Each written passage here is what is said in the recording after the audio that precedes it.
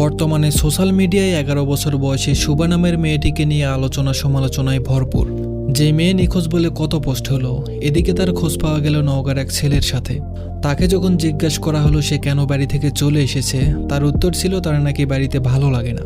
অথচ শুনলাম মেয়েটার মা নাকি ক্যান্সারের রোগী। এই তো বর্তমান পরিস্থিতি। এরপর কোনো মেয়ে বা ছেলে যদি সত্যিই নিখোঁজ হয়, আর কি কেউ খুঁজতে যাবে? সবার ধারণা একটাই হবে, হয়তো কারোর সাথে চলে গিয়েছে। যে সন্তান তার মাকে কিংবা বাবাকে হাসপাতালে রেখে অন্যদের হাত ধরে পালিয়ে যেতে পারে, মা বাবার জন্য ব্যথিত হয় না, মা বাবার সুস্থতার জন্য অস্থির হয়ে ওঠে না, সুস্থতার জন্য প্রার্থনায় মগ্ন হয় না, তাহলে বুঝতে হবে সেখানে মা বাবারও দায় রয়েছে, সুশিক্ষার ঘাটতি রয়েছে।